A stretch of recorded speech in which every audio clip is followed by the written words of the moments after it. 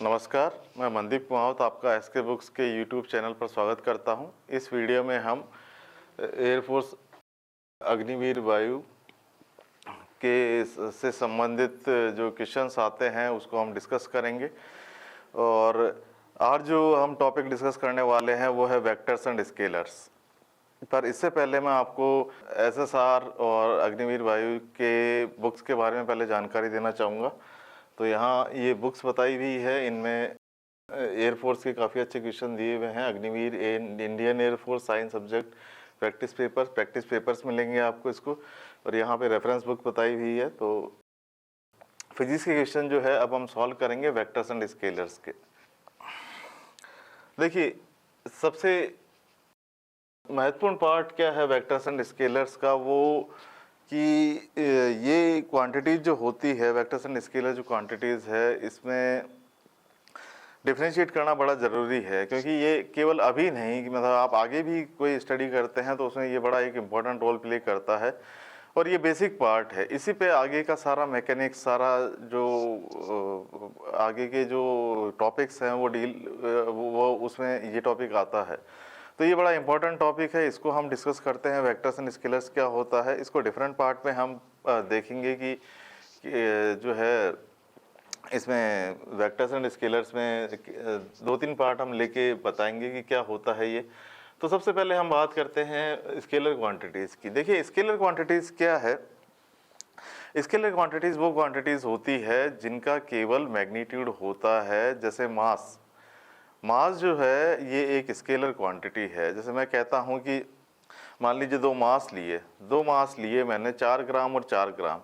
तो 4 और 4 मेरे मिलके टोटल मास हो गया, वो है 8 ग्राम। तो 8 ग्राम का टोटल मास हुआ यहाँ पे। यहाँ मैं जो है अगर 4 ग्राम और ऐड कर दूंगा तो वो हो जाएगा 12 ग्राम।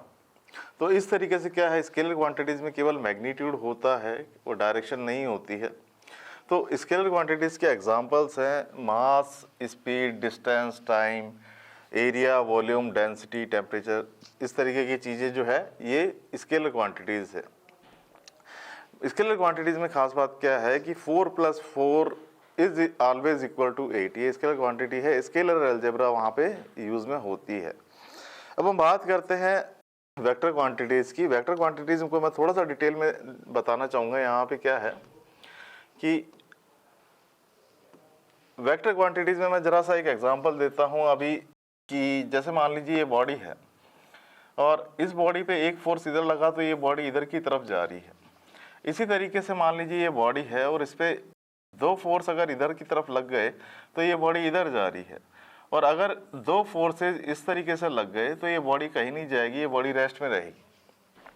तो ये 3 केसेस हमने देखे। तो इसमें जैसे मान लीजिए मैं कहता हूँ यहाँ पे 4 और 4 है, तो यहाँ पे 4 और 4 मिलके समथिंग कुछ हुआ, मान लीजिए 6। और यहाँ पे 4 और 4 मिलके हुआ 0। यहाँ पे अगर मैं 2 फोर्स लगा देता हूँ सेम डायरेक्शन में, तो 4 और 4 के तो ये हो जाता है 8। तो मेरा कहने का क्या मतलब है कि यहाँ पे 4 और 4 मिलके 8 भी हो सकता है और 4 और 4 मिलके 0 भी हो सकता है। तो ये वेक्टर अलजेब्रा है जो बिल्कुल अलग चलती है। अब कुछ क्वांटिटीज़, जैसे मैंने अभी फोर्स का यहाँ पे एग्जांपल दिया, तो फोर्स एक ऐसी क्वांटिटी है कि जिसमें हमको मैग्नीट्यूड तो पता होना ही चाहिए कि भाई 4 न्यूटन है कि 10 न्यूटन है, 8 न्यूटन है, किस तरीके का उसका मैग्नीट्यूड है। बट उसके साथ हमको डायरेक्शन भी पता होनी चाहिए, क्योंकि 4 + 4 8 भी हो सकता है और 4 + 4 जो है वो 0 भी हो सकता है। तो मैं यहाँ पे इसको डिटेल में यहाँ पे बताऊंगा कि वेक्टर्स एंड स्केलर्स में क्या डिफरेंस है। तो वेक्टर क्वांटिटीज कौन सी क्वांटिटी हो गई, जैसे फोर्स। तो vector quantities are defined as the physical quantities which have both direction as well as magnitude. इसमें डायरेक्शन भी होता है, मैग्नीट्यूड भी होता है। कैसी क्वांटिटीज हैं ये? Linear momentum, acceleration, displacement, angular momentum, angular velocity, force. ये कुछ हमने एग्जाम्पल लिए जो वेक्टर के एग्जाम्पल है। बहुत सारी क्वांटिटीज वेक्टर क्वांटिटीज होती है, तो ये एग्जाम्पल है वेक्टर क्वांटिटीज के। तो यहाँ पे आगे चलते हैं हम। देखिए, वेक्टर क्वांटिटीज का डिनोटेशन कैसे होता है। जैसे मान लीजिए मैं एक छोटा सा एग्जांपल लेता हूँ। जैसे मान लीजिए ये बॉडी है और इस बॉडी पे लग रहा है लेट अस से 4 न्यूटन का फोर्स। ये फोर्स है 4 न्यूटन। तो ये एक वेक्टर क्वांटिटी है। अच्छा, इसके ऊपर क्या है कि देखिए मास में मैं सीधा सीधा लिखता हूँ m इज इक्वल टू 10 ग्राम। इसको जो है मास को लिखा मैंने लेटर से कि मास है 10 ग्राम, फोर्स को लिखा मैंने ये लिखा 4 न्यूटन।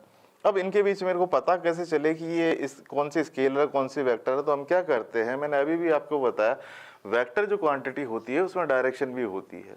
अब डायरेक्शन अगर होती है तो हम क्या करते हैं कि इसके ऊपर एक एरो पुट कर देते हैं। तो ये बिल्कुल हमारे साइन बोर्ड जैसे लगे होते हैं स्ट्रीट्स में, वैसे ही जो डायरेक्शन बताने का काम करते हैं, उसी तरीके से हमको समझ में आ जाता है कि ये जो क्वांटिटी है वो एक उसमें डायरेक्शन है, ये वेक्टर क्वांटिटी है। तो इसको इस तरीके से डिनोट करेंगे।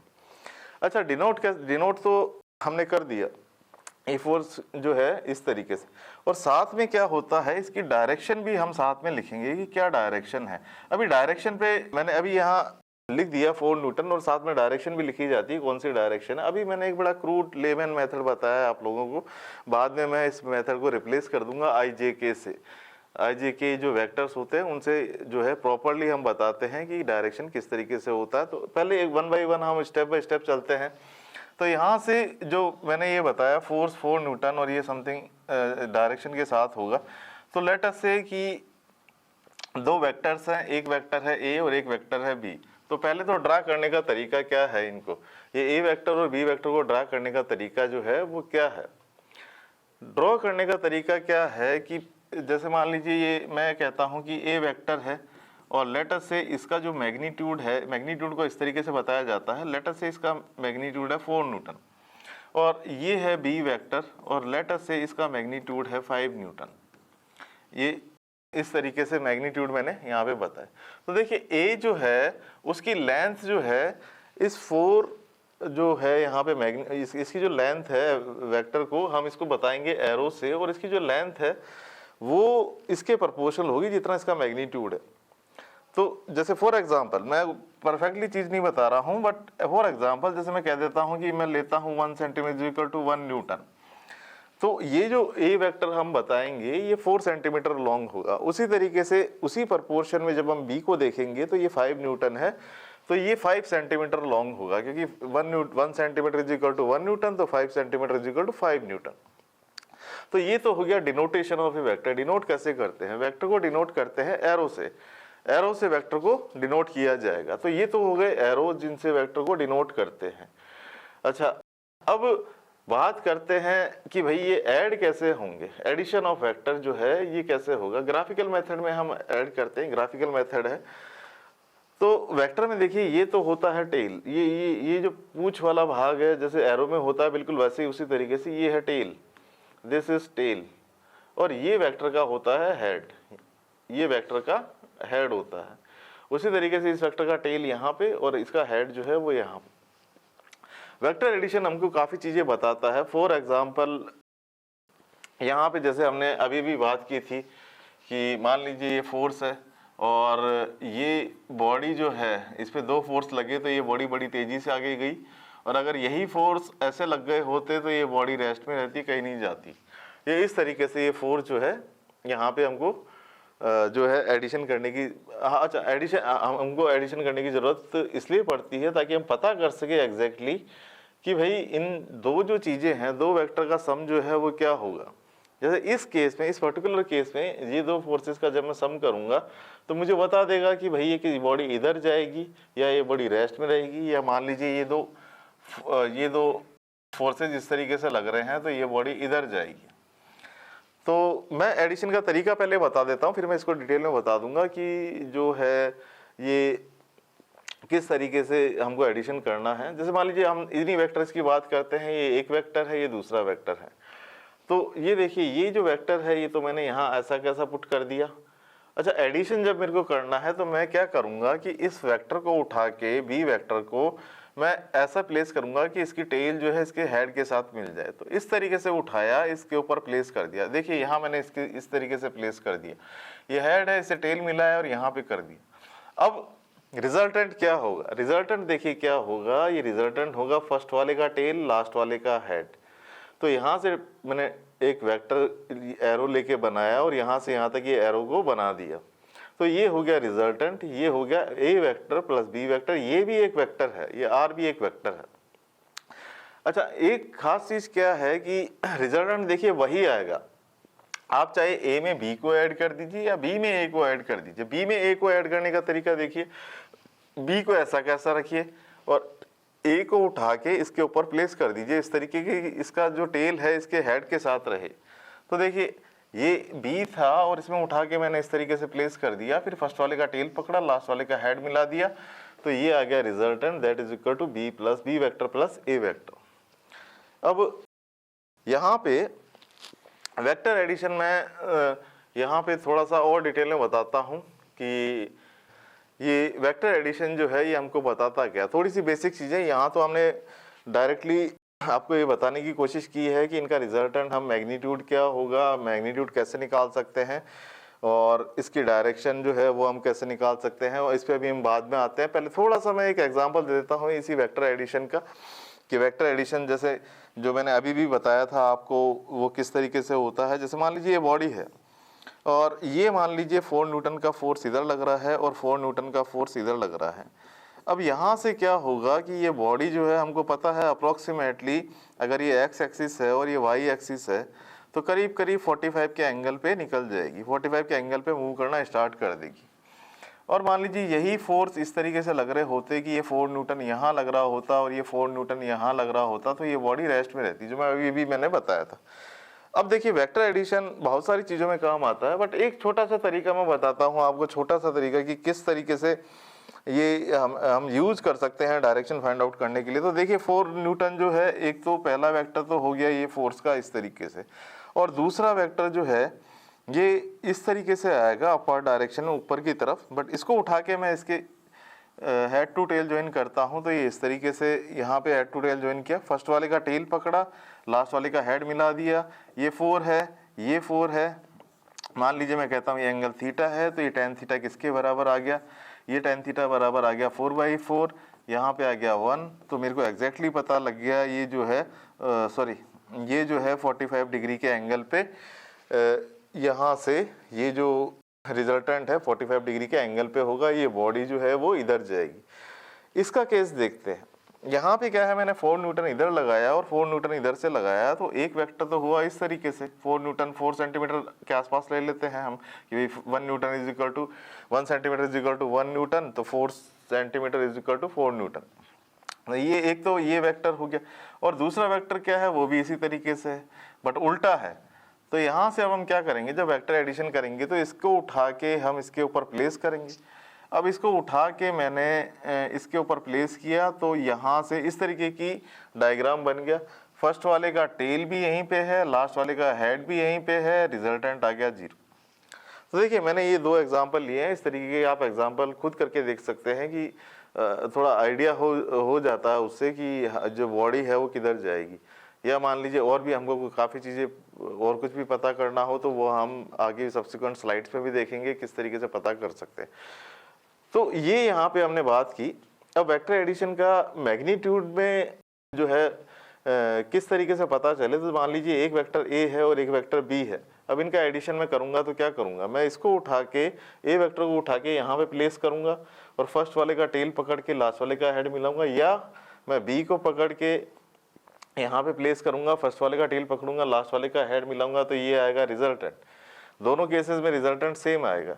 तो इसका जो मैग्नीट्यूड है, आर का जो मैग्नीट्यूड है वो क्या होगा, अगर इन दोनों के बीच में जो एंगल था ए और बी के बीच में जो एंगल था वो पी है, और रिजल्टेंट बी के साथ अगर क्यू एंगल बना रहा है तो ये एंगल क्या होगा, ये 2 चीज़ें हमको निकालनी है।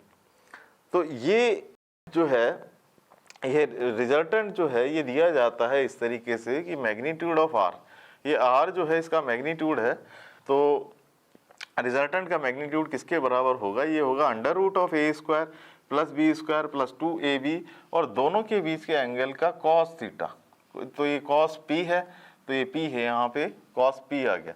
तो ये बड़ी बेसिक इक्वेशन है 2 वेक्टर्स का रिजल्टेंट फाइंड आउट करने के लिए। तो ये तो हो गया मैग्नीट्यूड। बट देखिए ये एक वेक्टर क्वांटिटी है, मेरे को डायरेक्शन पता होनी चाहिए। अगर मेरे को पता हो कि ये बी से कितना एंगल बनाते हुए जा रहा है, ये क्यू एंगल कितना है, तो मुझे डायरेक्शन पता लग जाएगी कि ये इस डायरेक्शन में जा रहा है बी से एंगल बनाते हुए। तो मैं एंगल ये निकालता हूँ, तो देखिए tan क्यू क्या कह सकता हूँ मैं, ये a sin p divided by b plus a cos p। तो आपको ये दो इक्वेशंस याद रखनी है, इससे मैग्नीट्यूड निकल जाएगा और डायरेक्शन भी निकल जाएगी। तो आगे चलते हैं थोड़ा सा। अच्छा देखिए, अब सब्ट्रैक्शन पे आते हैं। सब्ट्रैक्शन भी उसी तरीके से है। सब्ट्रैक्शन का भी काफ़ी रोल होता है, जैसे एक्सेलरेशन फाइंड आउट करने में हम वेलोसिटीज का डिफरेंस लेते हैं, डिवाइडेड बाय टाइम करते हैं। तो वेक्टर एक बार समझते हैं। देखिए ये वेक्टर एडिशन और सब्ट्रैक्शन जो था उसमें क्या रोल प्ले करता है। तो ये मान लीजिए मेरे को फाइंड आउट करना है ए वेक्टर में से बी वेक्टर को माइनस करना। अब देखिए मान लीजिए ए वेक्टर ऐसा है और जो बी वेक्टर है वो इस तरीके से है, लेटस से। अब वेक्टर में क्या होता है, इसको अगर उल्टा कर दें तो ये नेगेटिव वेक्टर हो जाता है। ये b का नेगेटिव वेक्टर जो है माइनस b हो गया, इसको उल्टा कर दिया। देखिए मैंने मैग्नीट्यूड सेम रखा है, जिसकी जितनी इसकी लेंथ थी उतनी ही लेंथ ये रखी है, बट केवल मैंने डायरेक्शन को उल्टा किया है, डायरेक्शन को चेंज नहीं किया है। और सॉरी, मैग्नीट्यूड को चेंज नहीं किया, डायरेक्शन को चेंज किया है मैंने। तो यहाँ से डायरेक्शन को चेंज कर दिया। अब मेरे को क्या करना है, ये जो वेक्टर है it is equivalent to C vector, ये सी वेक्टर के इक्वलेंट है, समथिंग सी वेक्टर। अब मुझे क्या करना है, इसको उठा के इसके ऊपर प्लेस करना है। अब मैंने इसको उठाया और इसके ऊपर प्लेस किया, तो ये है a, ये है माइनस b। यहाँ से पकड़ा मैंने इसका फर्स्ट का टेल, लास्ट के हेड के साथ मिला दिया, ये आ गया resultant R2 which is equal to A vector minus of B vector. और माइनस बी वेक्टर को हम सी वेक्टर भी ले सकते हैं क्योंकि एक नया वेक्टर है ये। अगर प्लस करते जैसे पिछले केस की तरह अगर हम करें तो a प्लस बी जो हो अगर करना हो तो हमको a वेक्टर में हम b वेक्टर को ऐड करेंगे, तो ये रिजल्टेंट आएगा, ये R1 है, ये है a vector plus b vector. Minus करना हो तो इस तरीके से उल्टा किया, उल्टा करके हेड टू टेल ज्वाइन किया और फर्स्ट वाले का टेल पकड़ा, लास्ट वाले का हेड मिला दिया। इस तरीके से आपको ये प्रोसीजर हमेशा फॉलो करना है। अब ये एक बड़ा इंपॉर्टेंट पार्ट है, resolving the vector into components, resolution of vector. Resolution कैसे करें? देखिए अभी भी क्या चीज़ थी जो अभी मैंने प्रीवियस पार्ट में डिस्कस की, वो ये की कि भाई ये ए वेक्टर है और लेट अस ये बी वेक्टर है और ऐड करना था, तो हमने इसको उठा के और इसके ऊपर ऐड किया, ए को उठा, ए को पकड़ा, बी से ऐड किया और ये रिजल्टेंट इस तरीके से हमको मिल गया था, ये रिजल्टेंट इस तरीके से आ गया था। तो इस एडिशन में तो हमने क्या किया कि दो वेक्टर को मिला के एक वेक्टर बनाया R। अब ये जो पार्ट यहाँ पे लिखा हुआ है resolution of a vector in a plane, इसमें हम क्या कर रहे हैं कि एक वेक्टर है, एक वेक्टर को तोड़ के हम दो वेक्टर बना रहे हैं, एक ये वेक्टर और एक ये वेक्टर, दो कंपोनेंट में डिसोल्व, इसको बोलते हैं कंपोनेंट में डिसोल्व करना या रिजोल्यूशन। तो एक वेक्टर को तोड़ के दो वेक्टर बना रहे हैं, उसको देखिए आप, एक वेक्टर को तोड़ा, एक हॉरिजॉन्टल तोड़ दिया, एक वर्टिकल तोड़ दिया। हमेशा इस केस में क्या होगा, एक हॉरिजॉन्टल टूटेगा, एक वर्टिकल टूटेगा। तो देखिए मान लीजिए जैसे ये वेक्टर है, ये वेक्टर है R और यहाँ पे मैं कहता हूँ लेट अस से इसको मेरे को तोड़ना है थीटा एंगल पे। तो देखिए यहाँ से क्या है, मैं मान सकता हूँ ये इस वेक्टर और इस वेक्टर से मिलके बना है, ये वेक्टर है A और लेट अस से ये वेक्टर है B। ये परपेंडिकुलर है, यहाँ पे जो एंगल है वो 90 डिग्री का है। मैं क्या कहूँगा कि भाई कॉस थीटा जो है, ये कॉस थीटा बराबर है बेस डिवाइडेड बाई हाइपोटेनस। तो मैग्नीट्यूड लेते हैं इनका, तो मैग्नीट्यूड जो है इस तरीके से आएगा, तो आइकन से A is equal to R cos theta. उसी तरीके से मैं B को निकल सकता हूँ, B जो है ये परपेंडिकुलर है और ये जो R है ये जो R है ये यहाँ पे हाइपोटेनस है, तो इसको मैं कह सकता हूँ साइन थीटा। तो ये जो B आएगा ये आएगा R साइन थीटा, इस तरीके से। तो एक तो मेरा वेक्टर हो गया यहाँ पे A cos theta, R cos theta A के बराबर, और एक मेरा वेक्टर हो गया यहाँ पे R sin थीटा। तो इस तरीके से दो वेक्टर आ गए, R cos थीटा और R sin थीटा। अब जैसे मान लीजिए मैंने यहाँ A वेक्टर लिया है, तो A जो है एक टूट गया X में और एक टूट गया Y में। अभी जो मैं आपको बात बता रहा था, जो X डायरेक्शन है उसमें जब हम वेक्टर को डील करते हैं तो I लिखते हैं I कैप, और जब Y वेक्टर y डायरेक्शन में हम डील करते हैं तो j कैप, इस तरीके से हम डील करते हैं। ये यूनिट वेक्टर्स है i cap and j cap, इसका हम थोड़ा बाद में आपको और बताएंगे IJK वगैरह क्या होते हैं। K भी होता है, K होता है Z डायरेक्शन में यूनिट वेक्टर। तो यहाँ क्या है, इसको जब लिख सकते हैं हम तो कैसे लिख सकते हैं, जैसे मान लीजिए मैं कह सकता हूँ कि ये जो A वेक्टर है ये दो वेक्टर से मिलके बना है, एक तो AXI और एक AYJ। तो ये जो A वेक्टर है that is equal to AXI plus AYJ, where AX and AY are real number हैं ये, और the quantities AX and AY are called X and Y components of the vector A। वही जो मैंने अभी भी आपको बताया था वही चीज़ है, ये बेसिक हॉरिजॉन्टल कंपोनेंट है, ये वर्टिकल कंपोनेंट है। तो देखिए यहाँ मैंने क्या किया है, रिजॉल्विंग में मैंने क्या किया है, एक वेक्टर को तोड़ के दो वेक्टर बना दिए, एक हॉरिजॉन्टल एक वर्टिकल, एक को तोड़ा दो बना दिए। अब आगे चलते हैं, तो यहाँ इसी वेक्टर की बात करते हैं। जैसे मान लीजिए एक को तोड़ा दो बना दिए, दो में रिजॉल्व कर दिया, AXI और AYJ। मैं ये कहता हूँ कि जब आप इनका स्क्वायर करेंगे, मान लीजिए मेरे को इसका मैग्नीट्यूड निकालना, तो मैं क्या करूँगा, इसका स्क्वायर करूँगा प्लस इसका स्क्वायर करूँगा, ये बराबर है हाइपोटेनस स्क्वायर। तो यहाँ पे आ गया AX square plus AY square, ये इसकी वैल्यू मैंने पुट कर दी, A square cos square theta, A square sine square theta, तो ये बराबर हो जाएगा A स्क्वायर के, क्योंकि ये जो क्वांटिटी है ये हो जाएगी A square cos square plus sine square theta, और cos square theta plus sine square theta 1 होता है, तो ये बराबर हो जाएगा A स्क्वायर। तो इस तरीके से यहाँ पे A को मैं कह सकता हूँ AX square plus AY square. और अगर मान लीजिए मेरे को थीटा फाइंड आउट करना है, तो थीटा फाइंड आउट करना है तो मैं कह सकता हूँ this is perpendicular divided by base.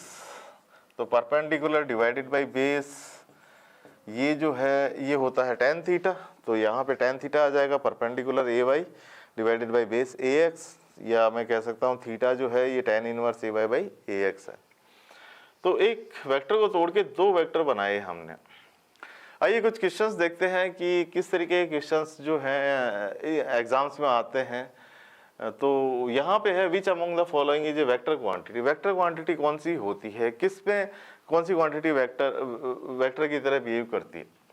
देखिए टाइम जो है ये स्केलर है, time is a scalar quantity. उसी तरीके से वॉल्यूम भी है, स्केलर क्वांटिटी है, सीधे सीधे ऐड होते हैं। डेंसिटी भी एक स्केलर क्वांटिटी है। मोमेंटम एक ऐसी चीज होती है जो वेक्टर क्वांटिटी है। ये जो है इट इज ए वेक्टर, ये वेक्टर क्वांटिटी है। तो ये मोमेंटम का मैं हल्का सा आइडिया देता हूं आपको, क्या है ये मोमेंटम होता है P is equal to M into V। ये होता है, इसको हिंदी में बोलते हैं संवेग। तो ये होता है मोमेंटम, और ये वेक्टर से दिया जाता है, जिस डायरेक्शन में वेलोसिटी होती है उसी डायरेक्शन में मोमेंटम होता है। तो चलिए आगे देखते हैं, which of the following quantity is a scalar quantity. अब यहाँ पे हम डील करते हैं कौन सी क्वांटिटी जो है स्केलर क्वांटिटी है, कौन सी वेक्टर क्वांटिटी है। तो देखिए वेलोसिटी जो है ये वेक्टर होती है, स्पीड की अगर यह बात होती तो वो स्केलर होती, but velocity is a vector. उसी तरीके से एक्सेलरेशन ये भी एक वेक्टर क्वांटिटी है, फोर्स भी अभी भी हमने बात की है वेक्टर क्वांटिटी है, और डिस्टेंस ये एक स्केलर क्वांटिटी है।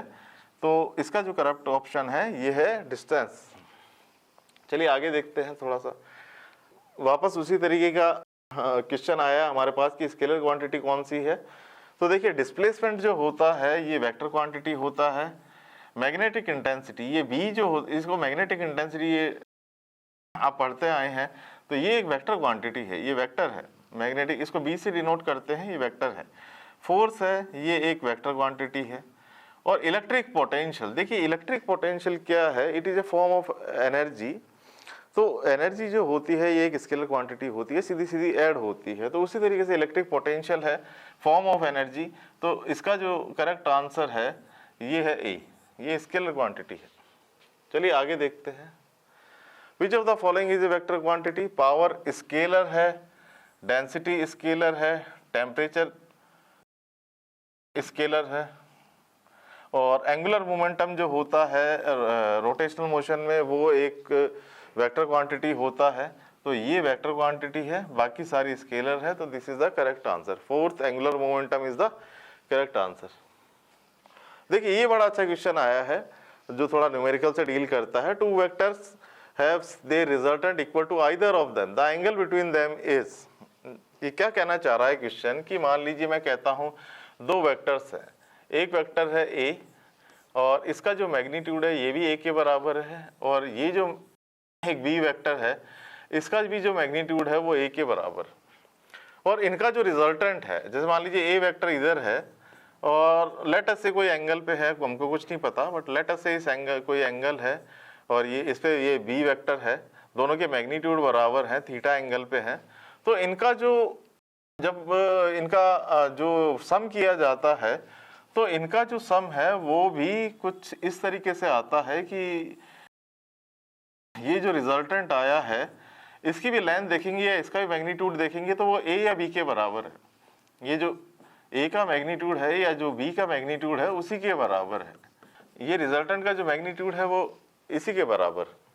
तो अब पूछा है कि भाई ये एंगल जो है ये कितना है, तो देखिए हम सीधी सीधी इक्वेशन लेते हैं। रिजल्टेंट की इक्वेशन होती है आर, ये होता है A square plus B square plus 2ab और दोनों के बीच के एंगल का कॉस थीटा। वहाँ हमने पी एंगल लिया था बट यहाँ हमने थीटा लिया है तो हम थीटा लेंगे, यहाँ पे थीटा लिया।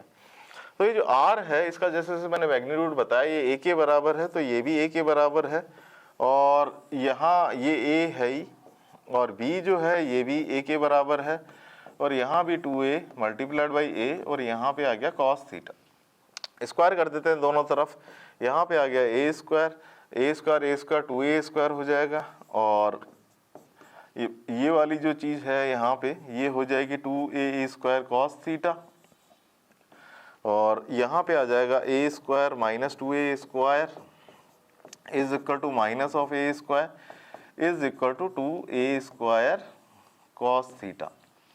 अब हम क्या करते हैं, यहाँ पे ए स्क्वायर से ए स्क्वायर कैंसिल कर देते हैं, इधर लेफ्ट की जो टर्म है वो आ जाती है -1/2, यहाँ पे आ जाता है कॉस थीटा।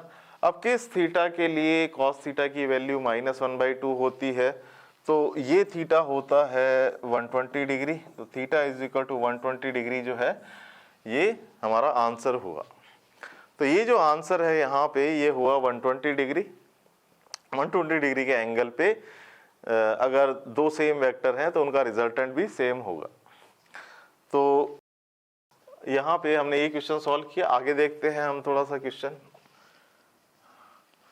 देखिए यहाँ थोड़ा सा कंफ्यूजिंग क्वेश्चन है ये।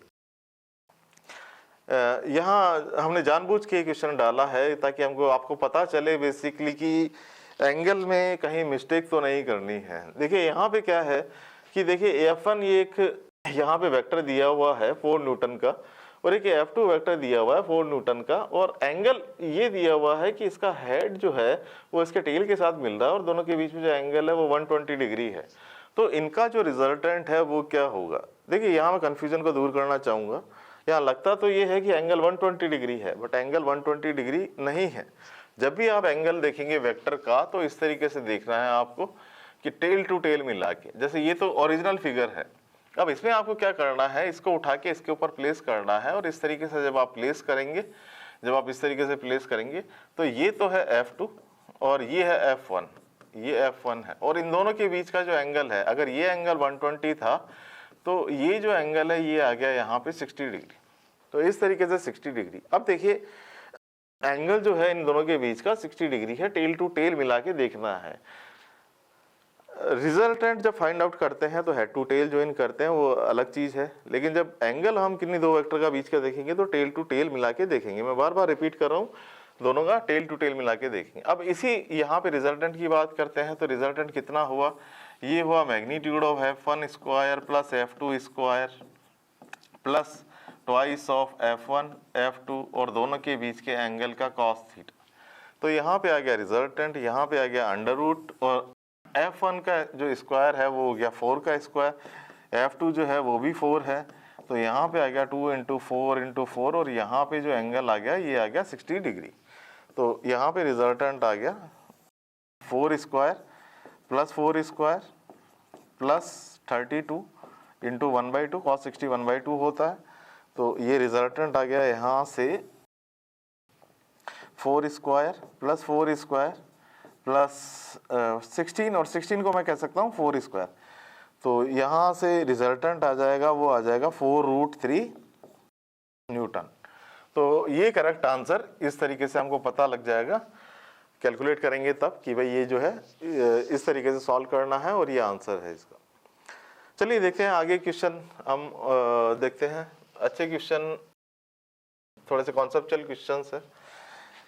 यहाँ पे एक ये डेलिबरेटली हमने क्वेश्चन डिजाइन किया है।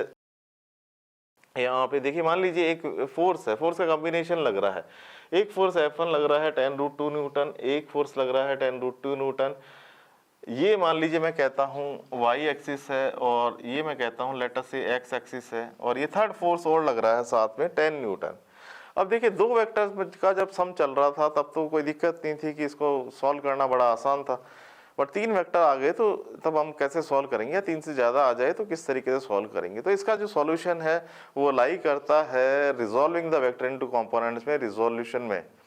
तो ये देखिए कैसे करता है। जैसे मान लीजिए ये है, मैं कहता हूँ 10√2 न्यूटन, तो मैं इसको तोड़ता हूँ दो वेक्टर्स में। तो जब मैं दो वेक्टर में तोड़ूंगा तो यहाँ पे क्या है, 45 का एंगल है, तो ये जो पार्ट है ये आएगा 10√2 cos 45।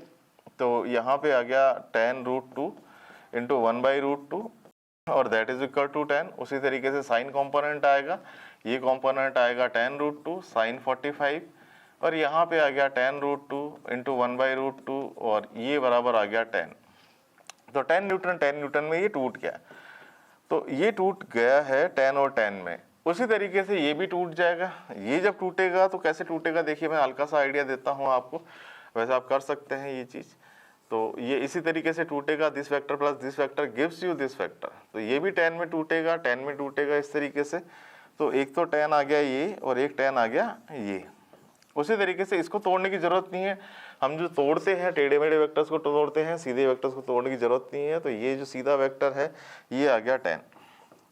अब देखिए यहाँ पे क्या है कि 10 और 10 मिलके हो गए 20, ये हो गया 20, और ये 10 और ये 10 अपोजिट है, इक्वल एंड अपोजिट है, तो ये कैंसिल हो गए। और इधर की तरफ जो 10 है इसको मैं ऐसे लिख देता हूँ। तो रिजल्टेंट आ गया 10 और ये 10 आ गया ऊपर की तरफ। तो इसका जो रिजल्टेंट है ये आ जाएगा 10 न्यूटन अपवर्ड। तो हमने कहा केवल मैग्नीट्यूड पूछा है, तो मैग्नीट्यूड जो है वो है 10 न्यूटन। तो इस तरीके से इस क्वेश्चन को सॉल्व कर सकते हैं। देखिए resolving the vector in component जो है बड़ा इंपॉर्टेंट है। फिजिक्स के अधिकतर टॉपिक्स में रिजॉल्व करने की जरूरत होती है, तो ये एक बड़ा इंपॉर्टेंट स्टेप यहाँ पे इंपॉर्टेंट कॉन्सेप्ट है। अच्छा, इसी तरीके से देखिए यहाँ पे, अब यहाँ पे एक सब्ट्रैक्शन का क्वेश्चन हम लेते हैं कि सब्ट्रैक्शन जो है ये फाइंड आउट करना है। जैसे मान लीजिए ए वेक्टर है, बी वेक्टर है, 4 न्यूटन के हैं, मैग्नीट्यूड इनका 4 न्यूटन है। अब मैं कहता हूँ कि find D vector find out करना है कि मैग्नीट्यूड, इसका डी वेक्टर का मैग्नीट्यूड फाइंड आउट करना है। तो उसी तरीके से करेंगे हम। अब देखिए यहाँ पे क्या हो रहा है, ये 4 न्यूटन है और माइनस बी जब मैं करूँगा तो मैं इस वेक्टर को उठा के उल्टा करूँगा, और ये उल्टा किया तो डायरेक्शन उल्टी हो गई। जैसे मैंने बताया था पहले आपको, ये 120 डिग्री का एंगल हो गया, क्योंकि ये एंगल 60 था, ये एंगल 60 था, तो ये एंगल हो गया 120, दोनों हो गया। अब रिजल्टेंट हमको निकालना है, तो हम रिजल्टेंट कहेंगे, और रिजल्टेंट क्या कहेंगे हम, 4 square plus 4 square plus 4 twice 4 4, और यहाँ पे हम करेंगे cos 120। फिर हमने कहा रिजल्टेंट ये किसके बराबर आ गया, 16 प्लस 32 इंटू -1/2। तो यहाँ पे आ गया रिजल्टेंट, और यहाँ पे आ गया 32 माइनस ऑफ 16, तो रिजल्टेंट आ गया यहाँ पे √16 यानी कि 4 न्यूटन। तो ये इसका करेक्ट आंसर हो जाता है। तो देखिए यहाँ हमने रिजॉल्विंग और एडिशन और ये सब चीज़ें आज देखी। ये पार्ट 1 था। इसके पार्ट 2 में हम और भी डिटेल में जाएंगे कि वेक्टर में मल्टीप्लिकेशन किस तरीके से होता है, और जो है मल्टीप्लिकेशन कितने टाइप का होता है, यूनिट वेक्टर कैसे होते हैं, वो सब चीज़ें डील करेंगे। तो अगर आपको हमारा वीडियो पसंद आया तो इसको लाइक कीजिए, शेयर कीजिए, कमेंट ज़रूर लिखिए, और दोस्तों के साथ शेयर कीजिए इसको, और इसको सब्सक्राइब ज़रूर कीजिए हमारे चैनल को। आगे मिलते हैं, धन्यवाद।